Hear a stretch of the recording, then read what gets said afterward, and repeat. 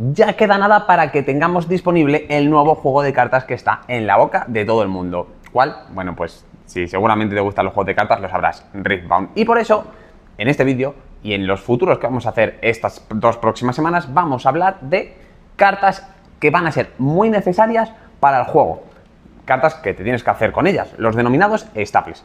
Y es que estas cartas van a ser importantes para el futuro de tu colección. Y creo que es un vídeo estupendo para poder hablar de cuáles son las cartas que necesitas y que ya vayas teniendo un pool en condiciones desde el primer momento, que es el mejor punto para conseguir tus cartas.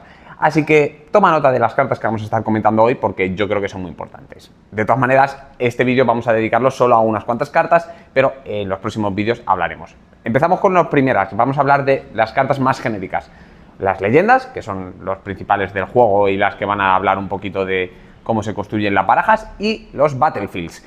Pero haremos también de las unidades, de los gears y de los hechizos. Así que es hora de que te suscribas para no perderte el mejor contenido de Riftbound que puedas encontrar. Así que toma nota de estos staples y suscríbete. ¡Hala! Vamos a ello.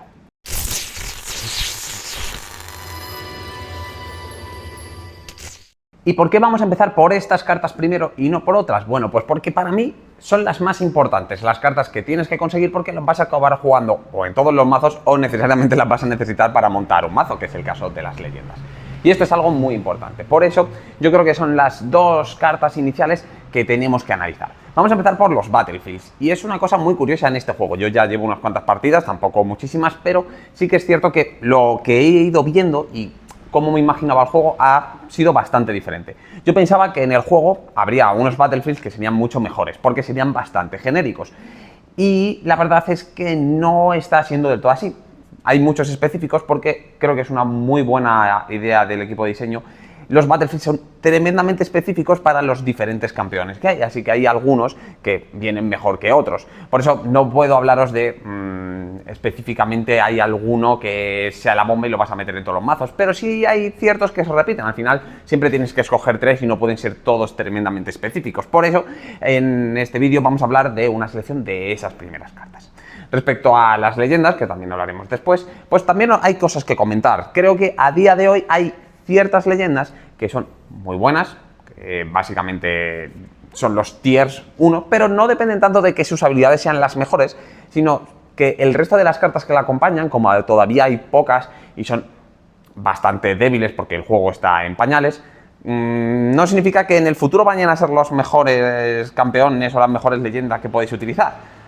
Yo creo que hay ciertas cartas que en el futuro acabarán siendo bastante mejores por cómo están redactadas y cómo están escritas, salvo que el juego en cuanto a diseño se vaya en otra dirección. Pero bueno, lo veremos con el paso del tiempo. Por ahora vamos a ver esos battlefields que me parecen cartas que deberíais conseguir porque lo vais a acabar jugando en diferentes barajas, sean las que sean las combinaciones que tengáis.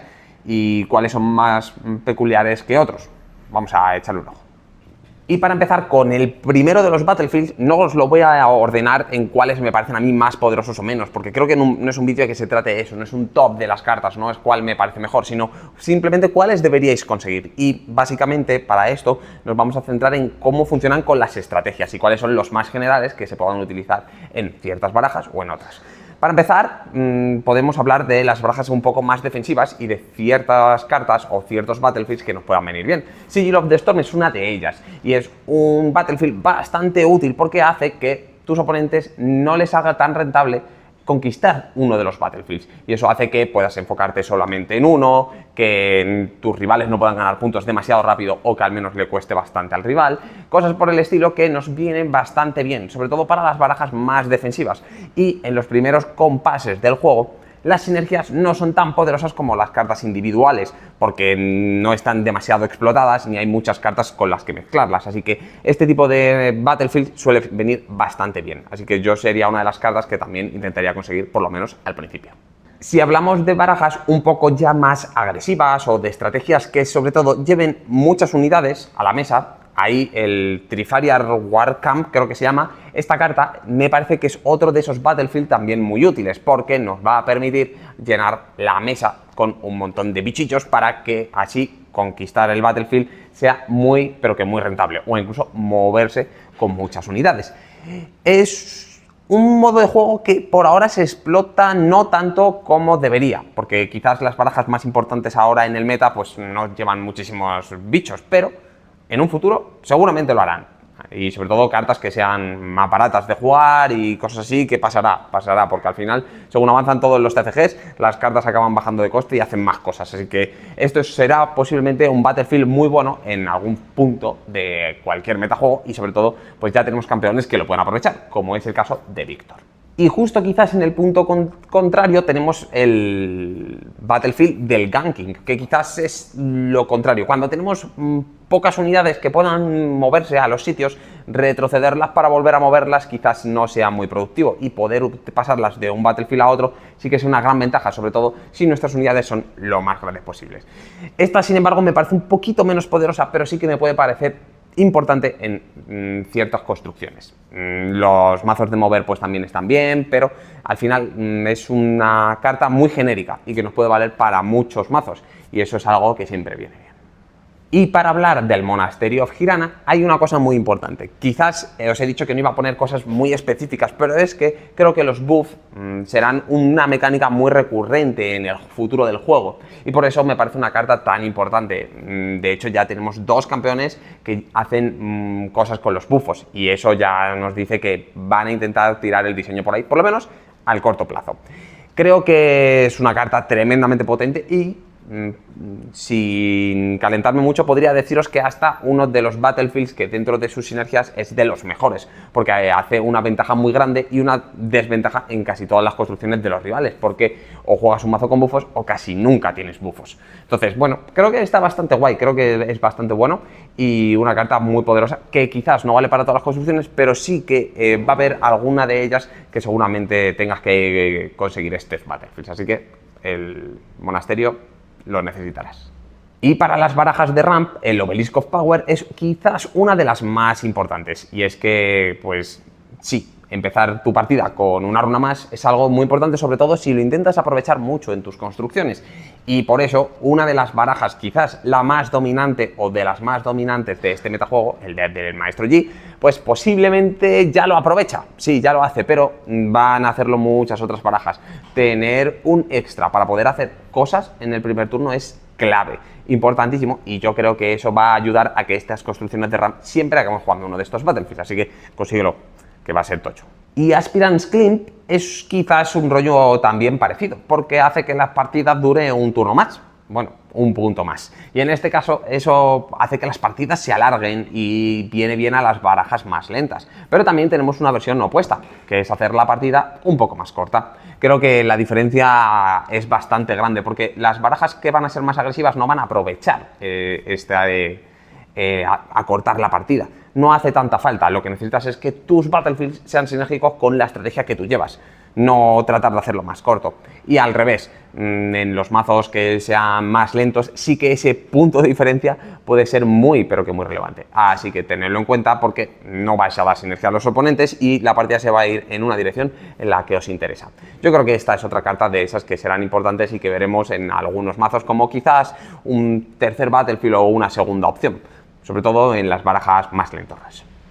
Vale, y con esto tenemos todos los Battlefields que me parecen sobre todo relevantes en general. No significa que haya alguno específico que pueda dominarse, pero es cierto que si os vais a mirar cuáles son los Battlefields de los mejores decks que tenemos ahora mismo de los grandes torneos chinos, yo pensaba que iban a ser más parecidos, y no, casi todas las barajas tienen Battlefields diferentes si jugamos un campeón distinto, y eso habla muy bien de la salud del juego.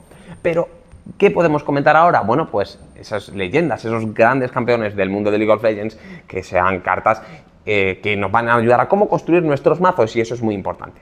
Lo que os decía al principio, creo que hay ciertos campeones, que os los voy a comentar, que pueden ser muy buenos ahora, pero que igual en el futuro son reemplazados por otros que quizás tengan muchas más sinergias, o que exploten partes del juego que quizás yo, que soy ya un poco familiarizado de otros juegos de cartas, se va a notar mucho la diferencia, o que son recursos que son importantes en nuestros TCGs. Eso nunca quita que, bueno, en ciertos juegos de cartas unos recursos sean mejores que otros, pero por lo general se repite bastante. Así que os voy a enseñar los tres que para mí son más interesantes, pero que todavía nos están explotando mucho y me parecen curiosos y potentes.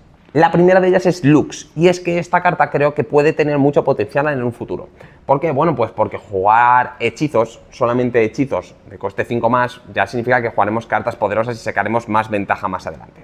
Esto no significa que sea muy potente jugar cartas que cuesten 5, pero sí que puede afectar si en el futuro del juego estas cartas pueden reducir sus costes de alguna manera. Tendremos que ver también cómo se formulan las reglas, porque a lo mejor al reducirse ya no activaría su habilidad, pero bueno, viendo otros juegos, y como por ejemplo Magic, sí que pasa. Aunque el coste se reduzca, la carta sigue costando lo mismo, y eso significaría que Lux podría activar su habilidad. Y ahí sí que sería muy, pero que muy buena. Veremos qué pasa, pero esta carta tiene mucho potencial. Robar cartas gratis es top.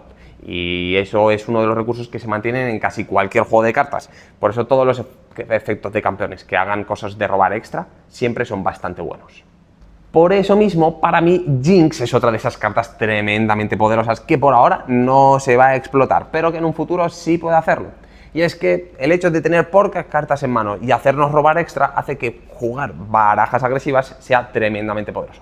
Pero, ¿cuál es el problema? Que al principio del juego esas construcciones agresivas quizás no van tanto por este enfoque, porque necesitaríamos cosas muy baratas, cartas que nos dejasen jugar hechizos por 0, por 1 o por 2, como muchísimo. Pero por ahora no hay mucho donde elegir. Eso no significa que en el futuro no pueda haberlo, y yo estoy convencido de que Jinx acabará siendo una carta bastante potente. No sé si tardará más, o tardará menos, o si en el fondo, oye, pues es un poco castaña, pero robar 2 cartas por turno en construcciones agresivas suele ser algo top, porque de lo que pecan las barajas agresivas es de quedarse sin fuelle cuando la partida llega a los puntos intermedios o finales, y eso es algo que no compensa. Así que tener ahí esa manera de seguir teniendo recursos para jugar es algo verdaderamente clave. Jinx yo creo que tiene un gran futuro en este juego, veremos qué pasa. Y otra de esas cosas importantes es dar recursos, sí, y en este caso poder utilizar nuestras runas para hacer cosas. Y ahí es donde yo creo que Darius es otra de esas cartas que también tiene mucho potencial. El tener uno extra todos los turnos para poder jugar nuestras cosas hace que podamos jugar barajas más y más potentes en los primeros compases de la partida, y ahí se generará mucha diferencia.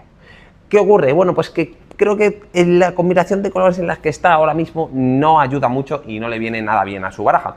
Pero quizás en el futuro esto cambia, o incluso sacan cartas que puedan ser interesantes y que le añada eso que necesitaba.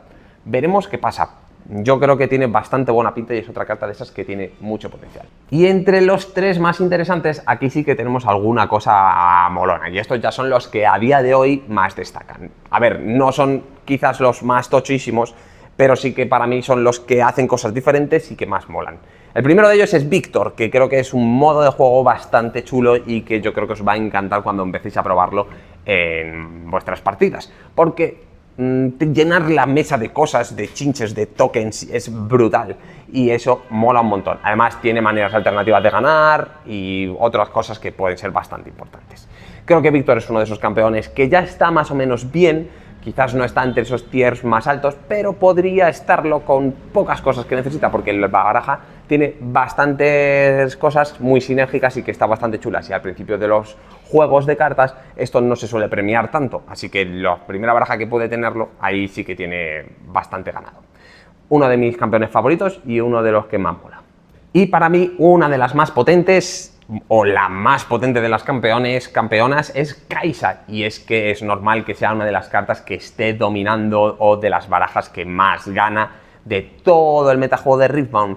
¿Y esto por qué es? Bueno, pues porque su diseño es prácticamente poderosísimo.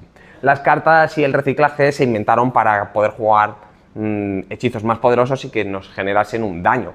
Pues imaginaos que ese daño no se hace o se reduce al mínimo.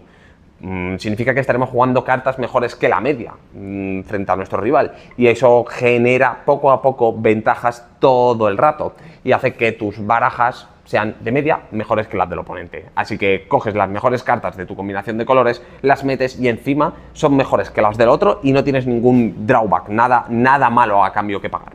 Claro, cuando esto pasa, haces que tu baraja sea mucho mejor que el resto. Por eso creo que Kai'Sa es una de esas campeonas que necesitaréis. La jugaréis antes o después y es tremendamente buena, buenísima. Una de las mejores. Pero para mi gusto hay uno que es especial y que hace que las partidas, igual que Víctor, sean muy diferentes y que creo que tengáis que conseguir, porque os va a obligar a jugar ese tipo de barajas agresivas. Y hablo de Set, una de las cartas más molonas en cuanto a diseño, porque es una de esas barajas agresivas, sinérgicas, que nos permite hacer cosas con los bufos, dopar nuestros bichos, desdoparlos, utilizar esas formas de dopar a los bichos para ganar otros recursos, poner fichas o lo que sea. Y eso mola un montón. Y creo que no hay ninguna baraja, es muy parecido al estilo de Víctor, que haga algo parecido. Así que yo estas serían las 3 que conseguiría, porque es que al final lo vas a acabar metiendo en cualquier mazo.